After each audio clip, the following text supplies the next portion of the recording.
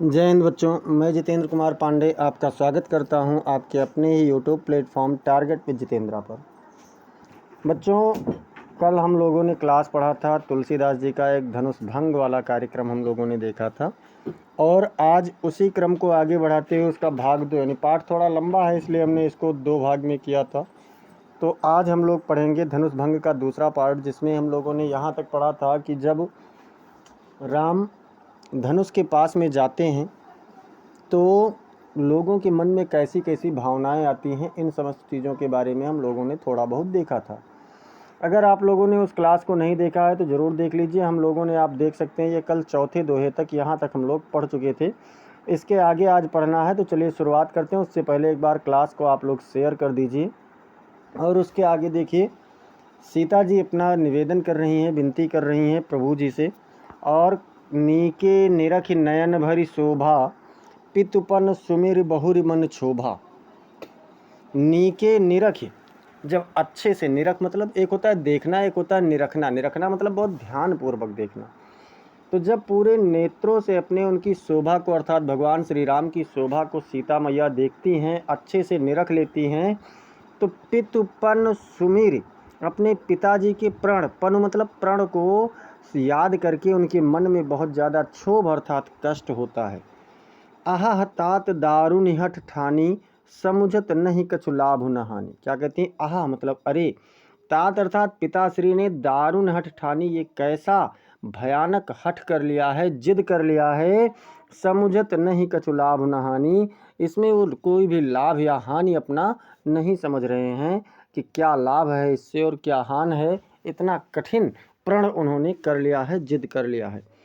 सचिव सभय सिख देय न कोई, बुध समाज बड़ अनुचित होई। सचिव सभय मतलब जो यहाँ के मंत्रीगण हैं, भय के कारण सिख देय न कोई, उन्हें ये शिक्षा कोई भी नहीं देता है, कोई भी नहीं बताता है।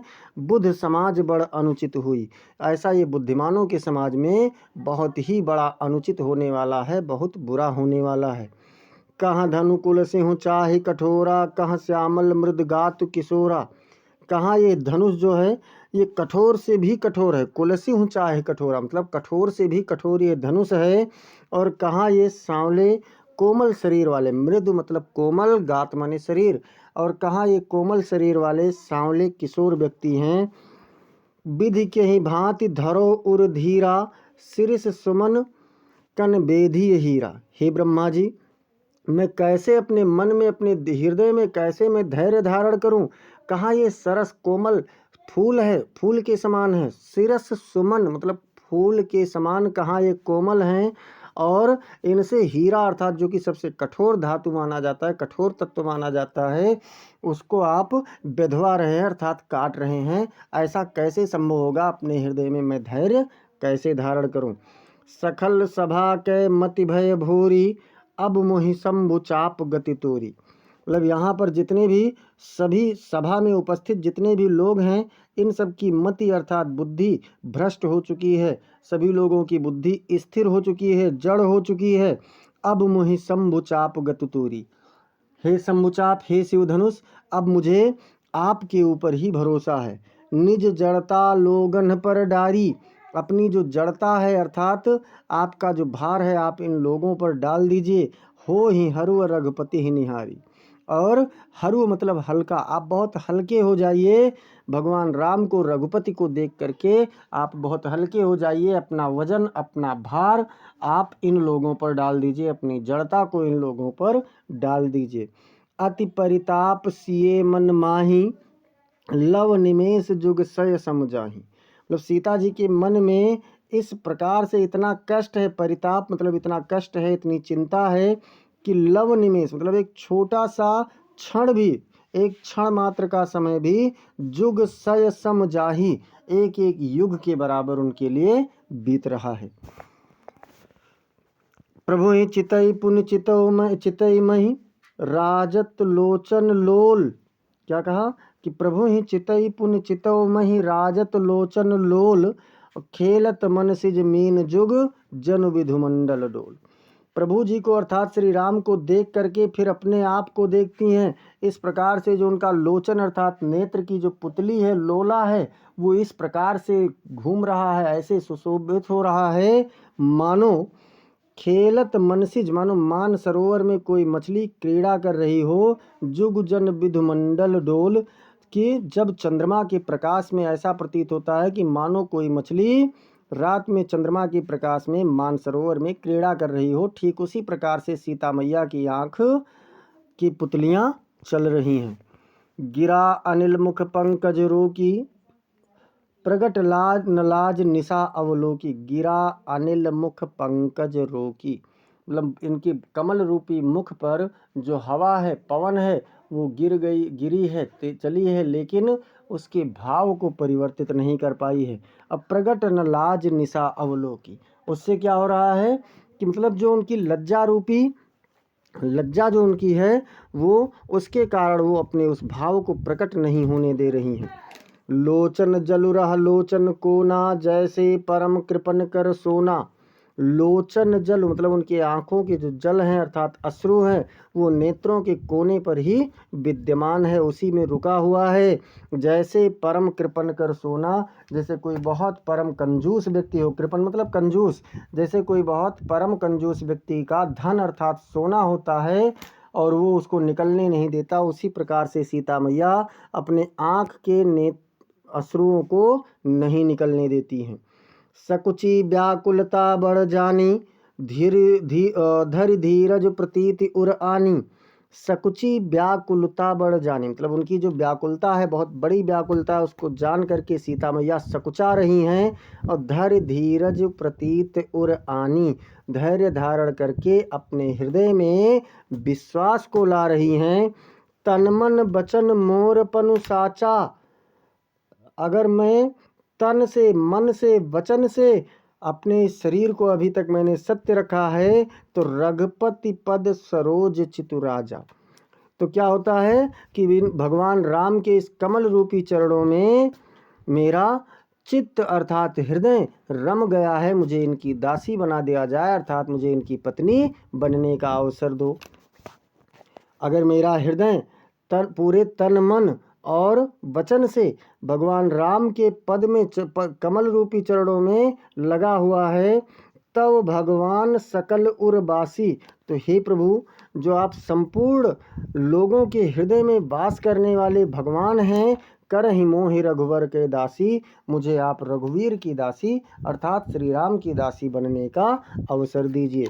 जेहि के जेहि पर सत्य स्नेहु, सो तेहि मिलई न कछ संदेहु, मतलब जिसका जिस पर सत्य स्नेह होता है, सत्य प्रेम भाव होता है, वो उसको मिल जाता है, इसमें कोई संदेह की भावना नहीं है।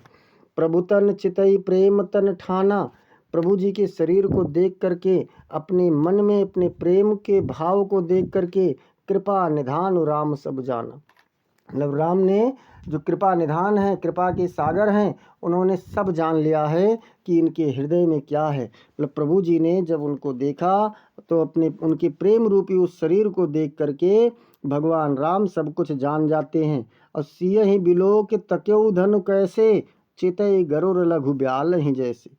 सीता जी को देखने के बाद भगवान राम धनुष को कैसे देखते हैं, मानो कोई गरुड़ पक्षी किसी सर्प को, छोटे से सांप को देखता हो, और उसको उसी प्रकार से भगवान राम धनुष को देखते हैं। लखन लख्यो रघुवंश मणि, ताक्यो हर को दंड, पुलक गात बोले वचन, चरण चापि ब्रह्मांड। लखन अर्थात लक्ष्मण जी ने, लख्यो माने देखा, रघुवंश मणि मतलब भगवान राम को, ताक्यो हर कोदंड मतलब भगवान शिव के धनुष को, हर मतलब शिव और कोदंड मतलब धनुष, यानी जब लक्ष्मण जी ने भगवान राम को धनुष को देखते हुए, शिव धनुष को देखते हुए देखा, तो पुलक गात बोले वचन, क्या किया, प्रसन्नचित होकर के वचनों को बोला। और कैसे बोला, चरण चापि ब्रह्मांड, मतलब ब्रह्मांड को पूरे अपने पैरों से दबा लिया, पृथ्वी को पैरों से दबा लिया। और भगवान लक्ष्मण जी प्रसन्नचित होकर के बोलते हैं, क्या बोलते हैं, दिस कुंजरों कमठ अहि कोला, धरहु धरन धर धीर न डोला, राम चाहि शंकर धनु तोरा, हूँ सजग सुन आय सुमोरा। दिस कुंजरों यानी हे दिशाएं, हे समस्त पशु पक्षी, आप सभी अपने हृदय में धैर्य धारण करके इस बात को सुनिए कि राम चाहे शंकर धनु तोड़ा, अर्थात राम जी शिव धनुष को तोड़ना चाहते हैं। हो सजग सुनि आय सुमोरा। आप सभी लोग मेरे आशीर्वाद को सुन करके थोड़ा सा जागरूक हो जाइए, संभल जाइए। चाप समीप राम जब आए, नर नारन सुर सुकृत मनाए। जब भगवान राम धनुष के पास में आते हैं तो वहाँ पर उपस्थित सभी नर नारी सभी लोग अपने अपने देवताओं को अपने अपने कर्मों के अनुसार मना रहे हैं, अपने अपने इष्ट देवताओं को मना रहे हैं। सबकर संशय अर अज्ञानु, मंद महीपन कर अभिमानु। मतलब सभी लोगों का जो संशय है और अज्ञान है, कोई नहीं जानता कि ये कौन है, राम को कोई नहीं जानता कि वास्तव में कौन है। तो इस प्रकार से सभी लोग संशित हैं और अज्ञानवश हैं। मंद महीपन कर अभिमानु, और जो महीप हैं अर्थात राजा लोग हैं, जड़ बुद्धि राजा लोग हैं, उनका अभिमान अभी भी फैल रहा है। भृगुपति केरी गर्भ गरुआई, सुर मुनिवरन केर कदिराई। मतलब जो भृगुपति अर्थात भृगु ऋषि की जो गर्भ है, अहंकार है, घमंड है, सुर मुनिवरन केरी कदिराई, और देवतागण मुनिगण इन सब की जो कंदराओं में गुफा में बैठे हुए हैं, सभी लोग ध्यान से सुनिए। सिय कर सोच जनक पछतावा। सीता जी के बारे में सोच करके जनक जी भी पश्चाताप कर रहे हैं। रानी ने कर दारुण दुख दावा। क्या हुआ इससे कि रानियों को भी भयानक जो दुख है, शंभुचाप बड़ बोहित पाई, जिसे भगवान शंकर से बहुत हित, बहुत अच्छा करने पर, बहुत तपस्या करने के बाद जनक जी ने प्राप्त किया था। चढ़े जाए सब संग बनाई, उसको सभी लोगों के सब संग मतलब सबको साथ में लेकर चलने के लिए, सबके कल्याण के लिए उन्हें मिला था। राम बाहुबल सिंधु अपारू। राम का जो बाहुबल है, भुजाओं का बल है, वो समुद्र के समान अपार है, जिसका कोई अंत ही नहीं है। चाहत पारु नहीं को कड़हारू। इससे कोई भी कितना भी कठिन प्रयास क्यों न कर ले, पार नहीं जा सकता है। राम बिलो के लोग सब चित्र लिखे से देख, चितई ऋषि कृपायतन जानी विकल विशेष। जब राम बिलो के लोग सब, राम ने सभी लोगों को देखा। कैसे देखा? चित्र लिखे से देख। ऐसा प्रतीत होता था मानो कोई चित्र बना हुआ हो, कुछ उस पर लिखा हुआ हो, कोई कुछ कह रहा हो, उसी प्रकार से वहाँ पर उपस्थित सभी लोग थे। चितई सिए कृपायतन।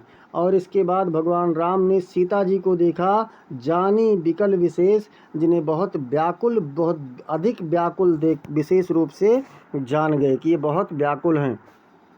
देख विपुल विकल वैदेही, निमिष विहात कल्प समतेही। क्या देखा कि जो सीता मैया हैं, वैदेही हैं अर्थात जनक कुमारी हैं, वह बहुत अधिक व्याकुल हैं। उनके लिए एक निमिष यानी एक पल का समय भी एक युग के समय के समान प्रतीत होता है। त्रिसित बार बिन जो तनु त्यागा, मुए करई का सुधा तड़ागा। तो राम जी सोचते हैं कि अगर कोई प्यासा व्यक्ति, बारी मतलब जल, अगर कोई प्यासा व्यक्ति जल के बिना अपने शरीर को छोड़ दे तो फिर उसके बाद में उसके लिए अमृत रूप, सुधा मतलब अमृत, अमृत का तालाब भी बेकार है। मरने के बाद तो अमृत का अगर तालाब उसके लिए उपस्थित कर दिया जाए तो वो भी बेकार है। का वर्षा सब कृषि सुखाने, समय चूकी पुनिका पछताने। मतलब जब पूरी कृषि, पूरी खेती सूख जाए तो उसके बाद बारिश होने का कोई अर्थ नहीं है, और अगर समय बीत जाए तो उस पर पछतावा करने का कोई अर्थ नहीं है। अस जिए जान जानकी देखी, प्रभु पुल के लख प्रीत विसेखी। ऐसा अपने हृदय में जान करके जानकी को अर्थात सीता मैया को देखा भगवान राम ने, और क्या हुआ? प्रभु जी अपने प्रति विशेष प्रेम भाव को देख करके पुलकित हो गए। और पुलकित होने के बाद गुरहि प्रणाम मन ही मन कीन्हा, अपने गुरुदेव को मन ही मन प्रणाम किया। अति लाघव उठाय धनु लीन्हा, और धनुष को क्या किया? बहुत तेजी के साथ, बहुत शीघ्रता के साथ उठा लिया। दमक्यव दामिन जिमि जब लयऊ, पुनि नभ धनु मंडल समभयऊ। तो जब भगवान राम ने उस धनुष को उठाया तो ऐसा लगा जैसे दमक्यव दामिन मतलब बिजली चमकी हो। ऐसा प्रतीत हुआ मानो बिजली चमकी हो, प्रभु नभ पुनि नभ धनु मंडल संभयो, और इसके बाद में पूरे आकाश में धनुष रूपी मंडल, धनुष रूपी दृश्य बन गया हो। लेत चढ़ावत खैंचत गाढ़े, काहू न लखा देखी सब ठाड़े। मतलब धनुष को उठाते हुए, उस पर खींच करके चाप को चढ़ाते हुए, प्रत्यंचा चढ़ाते हुए किसी ने उन्हें नहीं देखा। काहू न लखा, अर्थात कोई भी उन्हें नहीं देख सका, जबकि सब वहीं पर उपस्थित खड़े रहे। तेहि क्षण राम मध्य धनु तोड़ा, उसी बीच में भगवान राम ने धनुष को बीच से तोड़ दिया।